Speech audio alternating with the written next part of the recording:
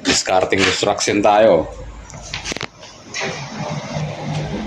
Ito yung napakahirap minsan sa construction, yung mag-overhead ng plastering.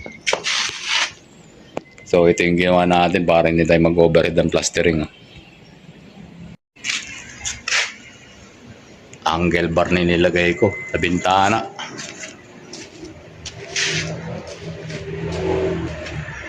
Angle bar na yung overhead niya.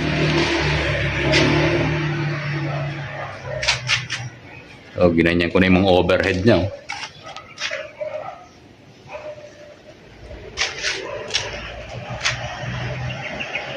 Para hindi ka na magpa-plastering ng overhead.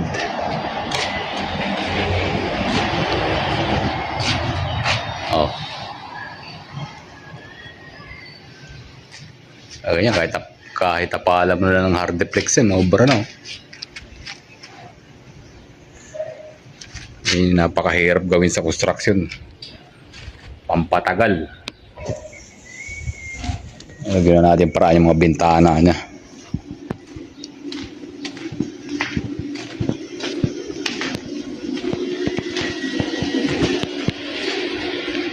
Yung mga overhead niya, yun na natin ang angle bar.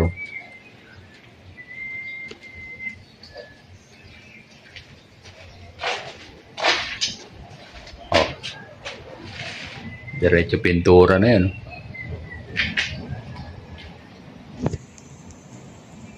Wala pa nang i-overhead na plastering.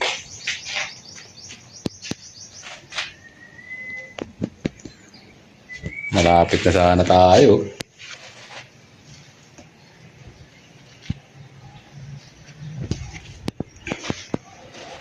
Ito lang matagal.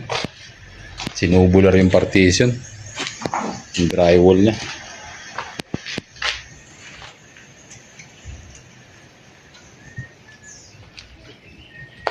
Buo na yung bahay.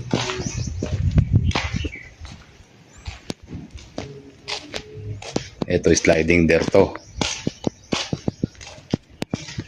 Diskarte natin yung overhead. Dalawang angle bar. Less labor pero medyo mahal lang yung materials.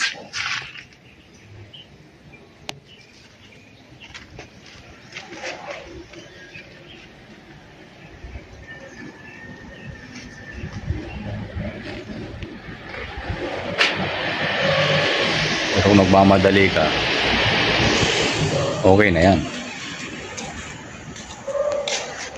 Oh, di ba? Hindi ka na mag-overhead ng bintana sa plastering.